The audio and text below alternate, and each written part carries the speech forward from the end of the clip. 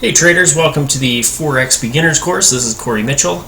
Video 1, we are looking at what is the Forex market. We're just going to look at some basics of what it actually entails, brought to you by investu.com. So Forex is the simultaneous buying of one currency and the selling of another. This is why currencies are always listed in pairs. So you have the Euro USD, for example, the USD JPY. And it's always a simultaneous buying and selling, because you can think of it if you're going to the bank. Say you're in the US, so you have US dollars, and you're going on a trip to Europe, you're going to need to exchange your US dollars for euros.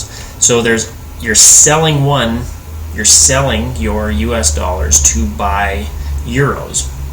So there's always going to be two transactions that occur simultaneously. You're getting rid of one to get the other, which means there's always those two transactions going on, and you can never be totally out of a currency. By that I simply mean you're going to have to exchange at some point one currency for another. You either have euros or you have US dollars, but you're going to have either one of them.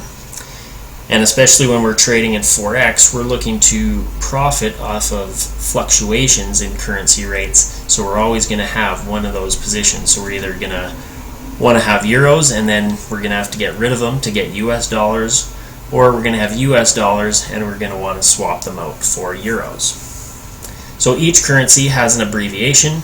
The euro is EUR, the USD is US dollar, JPY Japanese yen, AUD is Australian dollar, NZD New Zealand dollar, GBP British pound, CAD is the Canadian dollar, and CHF is the Swiss franc. These are the main currencies that you're going to be using, and we can create pairs by mix matching all these that we have listed here. So you can have the CAD Swiss, the NZ JPY, the Euro JPY, AUD NASD, all sorts of combinations, and these are going to be the main currencies that most traders are going to focus on.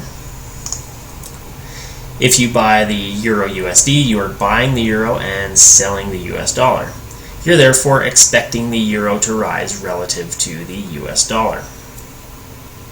If you sell the Euro USD, you're selling the euro and buying the USD. You're therefore expecting the euro to fall relative to the US dollar. So if we look at this case, this would be the example of you are taking your US dollars to a bank to exchange them for euros. If while you are holding those euros it goes up in value, you're going to make a little bit of money when you go back to the bank later and exchange those euros for US dollars. And that's basically what we're doing in the Forex market. All we're doing is converting one currency to another if we believe that it's going to appreciate relative to that currency. So in this case, if we buy the euro, we want it to go up so that when we exchange it back, we can make a profit. So the price of a currency is affected by how global factors such as the balance of payments, which is the difference between imports and exports within a country, demand for currency via international trade, so how much money is needed to buy international goods, the inflation and interest rate outlook of for each country, as well as traders simply buying and selling based on these and other factors. So these are all going to affect how the price of a currency pair is determined. So for inflation and interest rates, the higher an interest rate is, generally the more attractive it is to international investors, which is then going to create a demand for this currency. So if you have a low interest rate in the US and you have a high interest rate in Australia, Australia becomes more attractive to investors in the US because they can get a higher interest rate there. So they may sell some of their US dollars to buy Australian dollars, place some of those in an Australian bank, or simply in the Forex market we just buy the Australian dollar, and we can benefit from that higher interest rate. So these all affect how the attractive a currency is relative to other currencies, which therefore affects its price. Also, simply traders. I'm sitting at home trading, you're sitting at home trading, or will eventually be, and lots of other traders and banks are also buying and selling currencies constantly. It's a very speculative market. So all our actions help determine what the price is going to be. So if I think the price is going to go up, I'm going to put out orders to buy certain currencies, and that's going to help push the price up along with all the other traders who are doing the same thing. So I base my trades off technical analysis, and a lot of other traders do as well, so that's going to have a small impact on the price of the currency as well. So most currencies are priced to 5 pips. The Euro USD, for example, will be priced at a number looking like this. So it'll fluctuate all the time, but currently it could be trading at 1.36451. So these are 5 decimal places. The 4th decimal place is what we call 1 pip movement. So if this goes from 4.5 to 4.6 or down to 4.4, that would be a 1 pip movement. This 5th decimal place is what we call a fractional pip, and that is simply 1/10 of a pip. So up until a few years ago, we didn't have fractional pip pricing. All we had was 4 decimal places, but now with brokers becoming more competitive, more volume in the Forex markets, online brokers, advances in technologies, all these things, we now have that 5th decimal place, which just makes pricing that much more accurate. So what does that actually mean? For the cost, it means you are paying 1.36451 US dollars for each 1 euro. So you can always think of the front currency in a pair as 1. So in this case it's euro, and the price of the currency is how much it costs of the second currency to buy the first. So let's look at the JPY. For example, the USD JPY might be priced at 102.564. So that means it costs 102.564 JPY or yen to buy 1 US dollar. So 102 of these plus the decimal point to buy 1 US dollar. JPY pairs are priced to 3 pips.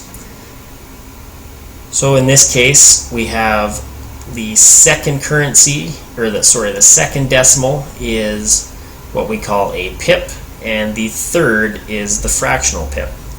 So if this number goes from 102.56 to 55 or to 57, that would be a 1 pip movement. You will see this third number also move, and that's simply the fractional pip. So that's 1/10 of a pip. So this whole number will fluctuate all the time, and this will go up and down, and then when you have a full pip movement, this one will move.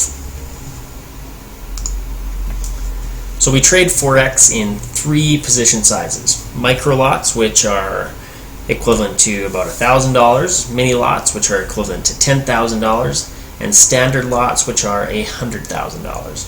So you can take varying position sizes based on these lot sizes. For example, you can take 5 micro lots, which would be $5,000.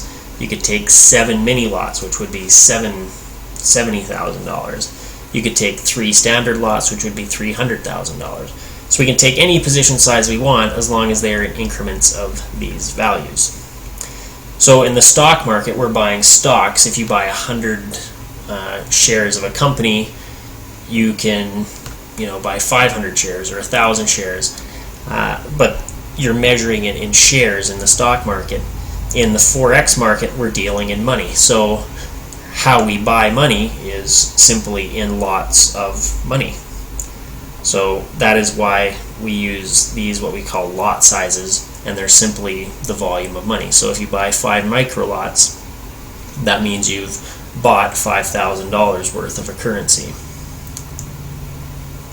Each pip movement is worth 10 cents for a micro lot, $1 for a mini lot, and $10 for a standard lot.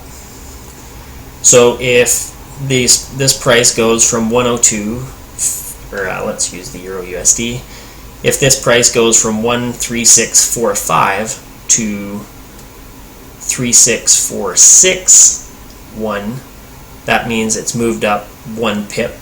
So depending on which side of the trade you're on, you're either going to make or lose 10 cents if you have a micro lot position. You're going to make or lose $1 if you have a mini lot position, or you're going to make or lose $10 if you have a standard lot position.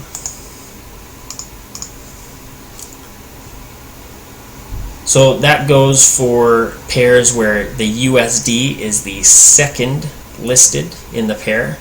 If it's not the second listed, then you'll get slightly different pip values. So this is kind of standardized for when the US is the second pair listed, but we will have other pairs. As we get into trade examples, we'll look at that and ways to quickly determine what we call the pip value for currency pairs where the USD isn't listed second. So a little review, that's it for today. Currencies always trade in pairs. We can trade in mini lots, micro lots, standard lots. So a micro is $1,000, mini lots $10,000, standard lots $100,000. 1 pip movement for a micro lot is 10 cents, a mini lot is $1, and a standard lot is $10. Prices where the Euro USD isn't the second currency will have slightly different pip values, and again, when we look at some trade examples and stuff later on in the course, we'll go over exactly what those are.